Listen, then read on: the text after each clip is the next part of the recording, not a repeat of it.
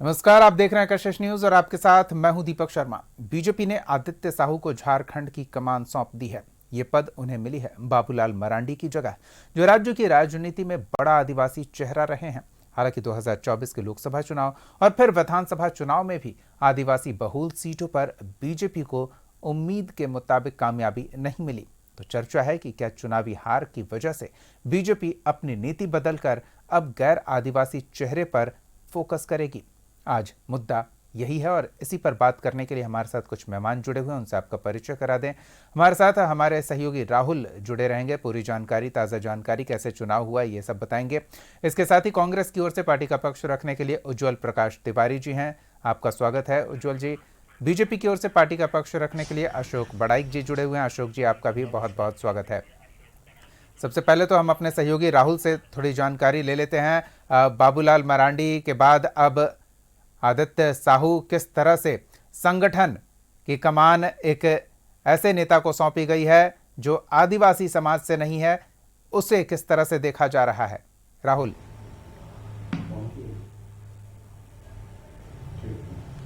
देखिए दीपक, इसको इस तरीके से भी समझा जा सकता है कि जिस तरीके से लोकसभा का चुनाव हुआ और विधानसभा का चुनाव हुआ, दोनों चुनाव बाबूलाल मरांडी जी के नेतृत्व में हुआ और उनके नेतृत्व में जो चुनाव हुआ उसका आप रिजल्ट देखेंगे। उस रिजल्ट के अनुसार कहा जा सकता है कि एक तरह से सफल प्रदेश अध्यक्ष के रूप में बाबूलाल मरांडी जी बीजेपी के लिए सही साबित नहीं हुए, क्योंकि जो लोकसभा में सीटें थी 2019 के और 2024 का भी, 2019 में जो विधानसभा की सीटें थी वो 2024 का जो विधानसभा चुनाव हुआ उसमें अंतर आया, बहुत अंतर आया। और उम्मीद जो थी बीजेपी को कि बाबूलाल मरांडी के माध्यम से, आदिवासी प्रदेश अध्यक्ष के माध्यम से वो जो विधानसभा का चुनाव है, जो लोकसभा में डैमेज हुआ है, उससे डैमेज कंट्रोल कर पाएंगे, लेकिन वो डैमेज कंट्रोल कहीं से भी देखने को नहीं मिला। हालांकि जो सीटें थी उसमें भी कमी आई और संगठन को लेकर लगातार ये बातें चल रही थी कि कई गुटबाजी हो रही है और बाबूलाल मरांडी का एक अलग गुट चल रहा है, जो पूर्व मुख्यमंत्री रघुवर दास है, जिनकी राजनीति में दोबारा से एंट्री हुई। हालांकि वो उड़ीसा के राज्यपाल थे, राज्यपाल के पद से त्याग पत्र देने के बाद फिर से एंट्री की, उनका एक अलग है। अर्जुन मुंडा की नाराजगी पार्टी से, प्रदेश नेतृत्व से अलग तरीके से चल रही थी जब से वो चुनाव हारे थे। इन सारी चीजों को देखने के बाद दो दायित्व तो बाबूलाल मरांडी जी निभा रहे थे, एक नेता प्रतिपक्ष का और दूसरा दायित्व था प्रदेश अध्यक्ष का। तो ये माना जा रहा था कि बहुत जल्द ही अध्यक्ष का चुनाव होगा और अध्यक्ष बदला जाएगा। हालांकि आदित्य साहू के नाम पर कहीं से भी वैसी चर्चा नहीं दिखाई दे रही थी। बिल्कुल है, लेकिन यही थोड़ा आश्चर्य करने वाला है कि जब बातचीत होती है कि हम आदिवासी बहुल क्षेत्र में अपने संगठन को मजबूती दे रहे हैं और अब तक आदिवासियों के चेहरे को सामने रखकर अपने संगठन को विस्तार देने का प्रयास कर रहे थे, लेकिन उस प्रयास में कामयाबी नहीं मिली, तो अब नया फॉर्मूला अपनाया जा रहा है। उज्ज्वल जी से जान लेते हैं। उज्ज्वल जी, क्या लगता है ये नया फॉर्मूला कितना कारगर होगा?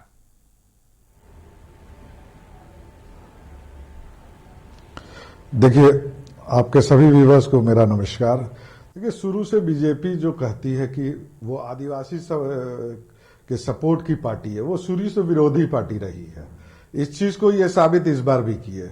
2019 में भी वो इलेक्शन, जब 14 में इलेक्शन लड़े थे, जब उनको संपूर्ण बहुमत आया था तो रघुवर दास जी को उन्होंने गैर आदिवासी को प्रदेश सीएम बनाने का कार्य किया था। उसी तरह उनके पास 5 मुख्यमंत्री हैं, पूर्व मुख्यमंत्री, जिनमें से एक नेता प्रतिपक्ष है, 4 हैं, चंपई सोरेन जी, अर्जुन मुंडा जी, मधु कोड़ा जी और हैं। तो क्या है कि इन लोगों को उन्होंने दरकिनार कर दिया। सभी जितने भी आदिवासी लीडरशिप को उन्होंने अपने पार्टी में ज्वाइन कराया, वो आज उनको दरकिनार कर दिया। तो वो सिर्फ कहने की बातें कहते हैं कि आदिवासी सपोर्टिंग करते हैं, आदिवासी के लिए लड़ते हैं, पर वो सिर्फ और सिर्फ आदिवासी विरोधी कार्य करते आए हैं और आगे भी उसी क्रम में ही आदित्य साहू जी को भी प्रदेश अध्यक्ष बनाने का कार्य किया।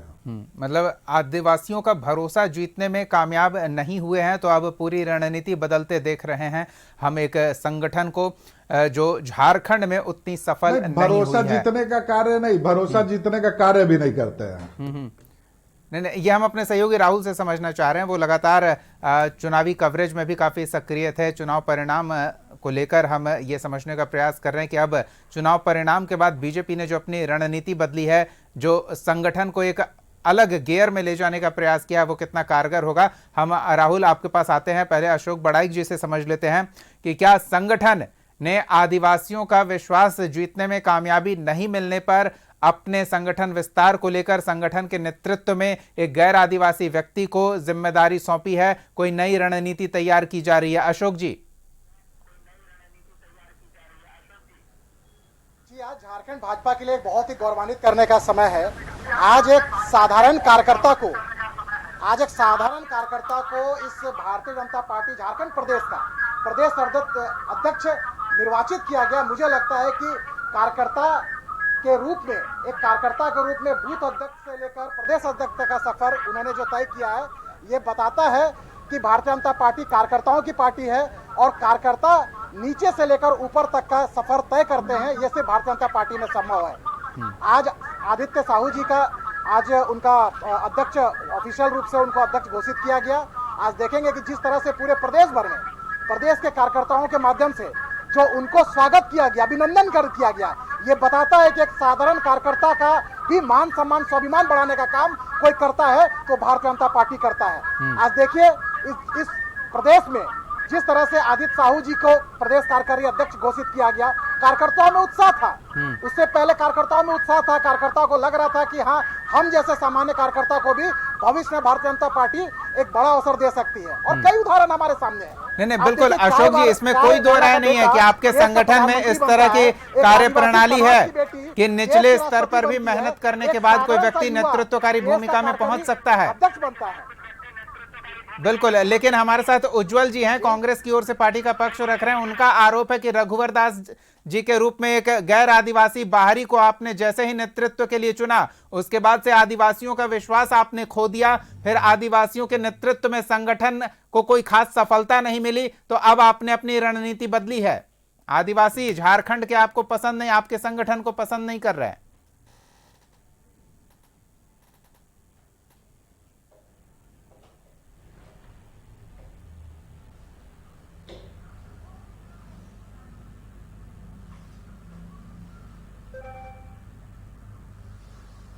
अशोक जी, आवाज पहुंच रही है? जी, आवाज आ रही है जी। छोटा सा सवाल है, और सवाल मेरा नहीं, उज्जवल जी का आरोप है, उस पर मैं ये आपका पक्ष जानना चाहता हूं कि आदिवासियों का भरोसा पार्टी ने खो दिया है। आदिवासी को नेतृत्व सौंपने के बावजूद कोई सफलता चुनाव में नहीं मिली, तो अब अपने पार्टी की रणनीति बदल गई है। अब गैर आदिवासी के तौर पर झारखंड में पहचाने जाएंगे। देखिए, ऐसा नहीं है। भारतीय जनता पार्टी सबका साथ, सबका विकास, सबका विश्वास, सबका प्रयास की बात करती है। और आप देखेंगे कि जिस तरह से भारतीय जनता पार्टी ने झारखंड में हमेशा आदिवासी नेतृत्व के माध्यम से आदिवासी को सशक्त बनाने का प्रयास किया, राजनीतिक भागीदारी सुनिश्चित करने का प्रयास किया। आज आदरणीय बाबूलाल मरांडी जी इस प्रदेश के अध्यक्ष थे, अभी वो निर्मितमान हो गए हैं और वो नेता प्रतिपक्ष है वर्तमान में। हमारे पास कई आदिवासी नेता है, जो वरिष्ठ नेता है, पूर्व मुख्यमंत्री रहे आदरणीय अर्जुन मुंडा जी, आदरणीय चंपई सोरेन जी, आदरणीय मधु कोड़ा जी, आदरणीय बाबूलाल मरांडी जी। तो हमारे पास आदिवासी नेताओं की फौज है, लंबी फौज है, और आप उसे इनकार नहीं कर सकते हैं कि हम लोकतंत्र के पर्व में जरूर हम पीछे रहे हैं, लेकिन आदिवासी नेतृत्व देने के मामले में हम सभी दलों से हम एकदम आगे हम दिखाई देते हैं। इसलिए मैं कह सकता हूं कि भारतीय जनता पार्टी सबका साथ, सबका विकास की बात करती है। और हम जिस तरह से आदित्य साहू जी वो पिछड़ा समाज से आते हैं, हमने पिछड़ा समाज को भी एक नेतृत्व देने का प्रयास किया है। इस प्रदेश में आदिवासी समाज के साथ साथ में पिछड़ा समाज का भी बहुत बड़ा आबादी है। हमने आदिवासी समाज को भी नेतृत्व दिया है, हमने पिछड़ा समाज को भी नेतृत्व देने का प्रयास किया है। हम कह सकते हैं कि भारतीय जनता पार्टी सबको साथ लेकर, सभी जात समाज धर्म संप्रदाय सभी को लेकर एक विकसित भारत, विकसित झारखंड का संकल्प के साथ में नरेंद्र मोदी जी के संकल्प को आगे बढ़ाने का प्रयास में आदित्य साहू जी के नेतृत्व में, बाबूलाल मरांडी जी के नेतृत्व में, हम उज्जवल जी का पक्ष भी जान लेते हैं। उज्जवल जी, अब तो आपने सुन लिया कि सिर्फ आदिवासी ही नहीं बल्कि समाज के हर वर्ग पर बीजेपी की नजर है। बीजेपी उनके उत्थान को लेकर प्रयासरत रहती है, इसलिए संगठन में समय समय पर सबको नेतृत्व का मौका दिया जा रहा है।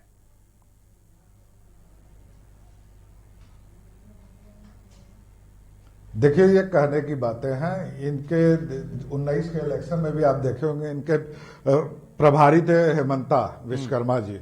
हेमंता विश्वकर्मा जी बाबूलाल जी को ऐसे साइडलाइन करके लड़ रहे थे जैसे वो सीएम प्रत्याशी हैं झारखंड के। ठीक है, ये कहने की बातें हैं कि आदिवासी को इल्लो बढ़ाते हैं।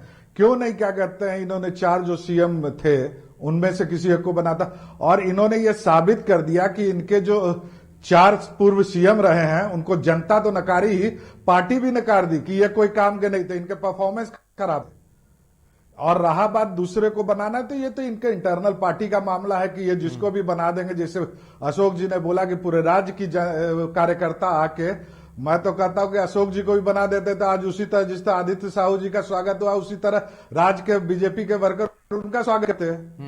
तो वो तो पार्टी का निर्णय है, पार्टी जो, मगर आदिवासियों का नकारात्मक तरीका, आदिवासियों को साइडलाइन करने का तरीका, ये झारखंड की जनता जानती है। और अभी विपक्ष में रहे बीजेपी, अभी उनके पास न नेता है, न उनके इंचार्जेज है, न मोदी जी के नाम पर झारखंड कोई डिसीजन लेने जा रहा है। झारखंड में अभी इंडिया गठबंधन ही की सरकार रहेगी और वो अपना संगठनात्मक कार्य करे। वो जैसे वो बोले कि लोकतांत्रिक पार्टी है, सिंगल नॉमिनेशन हुआ भाई साहब, सिंगल नॉमिनेशन के बाद दौड़ते दौड़ते भी सिंगल जीत सकता आदमी। लोकतांत्रिक होता तो इतने पूर्व सीट है, किसी को नॉमिनेशन का भी मौका मिलता, मगर मौका नहीं दिया गया। सिंगल नॉमिनेशन किया और घोषणा कर दिए। तो ये लोकतांत्रिक नहीं है, ये थोपा जाता है। ये ऊपर से नाम आया, पर्ची आया धीरे से, और प्रदेश अध्यक्ष को लोग नॉमिनेशन करा के बना दिया गया। तो ये चंगू मंगूज और ये सब के जो, चलिए ये वो कह रहे हैं, और झारखंड के जनता जान रही ठीक है कि ये बीजेपी उस पार्टी के नेता कह रहे हैं जिस पार्टी में आला कमान वाली परंपरा है। अशोक जी, खैर उनका आरोप है, वो ये भी हवाला दे रहे हैं कि वो पार्टी का अंदरूनी मामला है, उस पर कुछ विशेष टीका टिप्पणी नहीं करना, लेकिन इस बात का उल्लेख वो जरूर कर रहे हैं कि आदिवासी को साइडलाइन किया जा रहा है। बीजेपी की एक छवि झारखंड में गढ़ी जा रही है महागठबंधन खेमे की ओर से।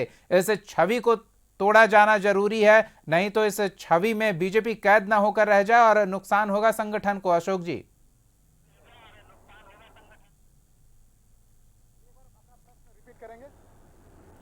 बीजेपी की आदिवासी विरोधी छवि गढ़ने की कोशिश की जा रही है। अगर उस छवि को आप तोड़ने में कामयाब नहीं हुए तो संगठन को नुकसान होगा।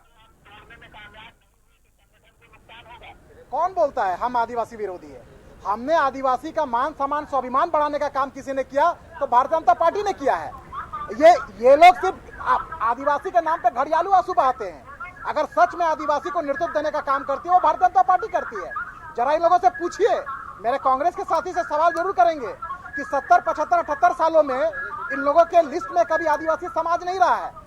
ये भारतीय जनता पार्टी, नरेंद्र मोदी जी का ये भारत है और ये भारतीय जनता पार्टी ने देश की आजादी से लेकर आज तक कभी कांग्रेस और अन्य राजनीतिक दलों ने किसी आदिवासी समाज की बेटी को देश का राष्ट्रपति बनाने का काम नहीं किया था। ये गर्व के साथ कह सकता हूं कि भारतीय जनता पार्टी ने आदिवासी समाज की बेटी को देश का राष्ट्रपति बनाया। देखिए, हमारे पास बोलने के लिए बहुत कुछ है और इनसे सवाल करेंगे, इनके पास बोलने के लिए कुछ नहीं है। हमने धरती आबा भगवान बिरसा मुंडा सहित सिद्धो कानो, चांद भैरव, फूलो जानो, जतरा टाना भगत, वीर बुधु भगत, फूलो जानो जैसे, तिलंगा खड़िया जैसे असंख्य आदिवासी महापुरुष को हमने जनजाति गौरव दिवस के माध्यम से उनका मान सम्मान स्वाभिमान बढ़ाने का प्रयास किया। अशोक जी, आदिवासी नेतृत्व देने का इतना काम आदिवासी समाज के लिए आपकी पार्टी की ओर से किया गया है, तो फिर उसका रिटर्न क्यों नहीं मिल रहा है? आदिवासी बहुल सीटों पर संगठन के नेता हार क्यों जा रहे हैं? ये भी तो सवाल उठेगा ना। देखिए, हम लोकतंत्र के इस आस्था पर, लोकतंत्र पर हम आस्था रखते हैं और हम ईवीएम को गाली नहीं देते हैं कि जहां हारेंगे वहां हम ईवीएम को गाली देंगे और जहां जीतेंगे वहां ईवीएम ऑल इज वेल है। हम लोकतंत्र में जो जनादेश मिलता है हम उसका सम्मान करते हैं और इन लोगों को जब लोकतंत्र में हार होती है तो ये लोग ईवीएम को दोष देते हैं। हम ईवीएम को दोष नहीं देते हैं, हम जनादेश का सम्मान करते हैं। हाँ, हमने राज्य के आदिवासी सीटों पे हम अपना परफॉर्मेंस ठीक नहीं किया है, हम उसको विश्लेषण कर रहे हैं कि आदिवासी समाज हमसे विमुक्त है, लेकिन हम विश्वास व्यक्त करते हैं अपने आदिवासी समाज के ऊपर में कि भारतीय जनता पार्टी आदिवासी के मान सम्मान स्वाभिमान से लेकर उनके विकास, उनको नेतृत्व देने के मामले में हमेशा सभी राजनीतिक दलों से सबसे आगे पंक्ति में खड़ी रहती है। हम वापस विश्वास जीतेंगे और वापस लोकसभा के 5 सीटों का हम लोग जीतेंगे और 28 के 28 आदिवासी सीट पर हम लोग भारतीय जनता पार्टी का भगवा झंडा लहराते हुए दिखेगा। ये संकल्प आज के इस बोलते हैं ना, नए अध्यक्ष जी ने भी लिया है और पार्टी के सभी कार्यकर्ताओं ने लिया है कि आने वाले 2029 के चुनाव में, वो लोकसभा का चुनाव हो चाहे विधानसभा का चुनाव है, लोकसभा में 5 आदिवासी सीट और विधानसभा में 28 आदिवासी सीट हम जीतने का काम करेंगे। और हम तो जनादेश पर विश्वास करते हैं, लोकतंत्र पर आस्था व्यक्त करते हैं, लेकिन ये लोग ना जनादेश का सम्मान करते हैं ना लोकतंत्र पर आस्था रखते हैं। तो सवाल तो इन लोगों से पूछनी चाहिए कि आदिवासी को नेतृत्व आप लोगों ने देश भर में कहां कहां दिया है? झारखंड में आपके अध्यक्ष आदिवासी है क्या? कांग्रेस के अध्यक्ष आदिवासी है क्या? जरा सवाल इन लोगों से पूछिए। हमने नेता प्रतिपक्ष आदिवासी समाज, सवाल का जवाब तो जनता से ले लिया जाएगा कि जनता क्या देख रही है, क्या समझ रही है, वो तो जनता अपने चुनाव के आधार पर स्थिति स्पष्ट कर देगी। हम थोड़ा राहुल से समझ लेते हैं कि राहुल, संक्रांति के साथ संगठन एक नए उत्साह के साथ लोगों के बीच जाने को तैयार है नए नेता के नेतृत्व में, तो क्या लगता है, क्या संभावना दिख रही है? जो संकल्प इन्होंने लिया है उस संकल्प को सिद्ध करने में कितना कारगर साबित होगा नए नेतृत्व के साथ?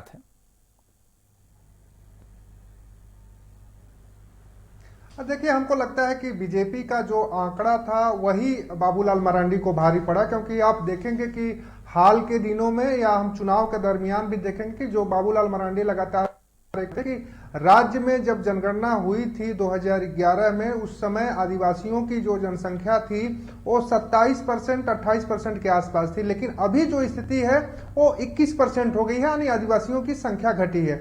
अगर हम ओबीसी की बात करें तो 40% से अधिक ओबीसी झारखंड में है। तो ऐसे में बीजेपी का जो माइंड सेट है, बीजेपी ने जो सोचा, हालांकि रघुवर दास की बात करें तो रघुवर दास सीएम थे, उस समय उनपे लगातार ये आरोप लगते रहे कि वो बाहरी हैं, छत्तीसगढ़ के रहने वाले हैं, उन्हें बाहरी व्यक्ति को यहाँ का सीएम बना दिया गया। हालांकि इस बार जो आदित्य साहू हैं, पहली बात की वैश्य समाज से बिलोंग कर रहे हैं और पिछड़ा है, तो 40% आबादी को साधने की कोशिश बीजेपी की ओर से की गई है आदित्य साहू के माध्यम से।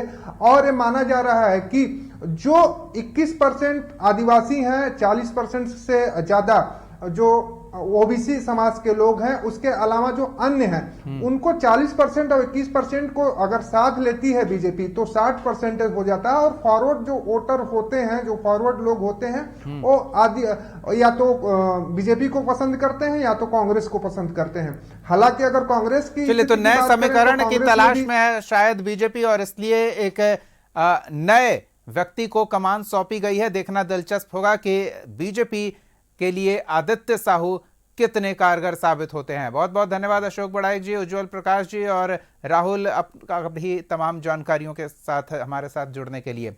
मुद्दा में आज के लिए इतना ही। अगले दिन किसी और मुद्दे के साथ हम फिर मौजूद रहेंगे। तब तक के लिए देखते रहिए कशिश न्यूज़।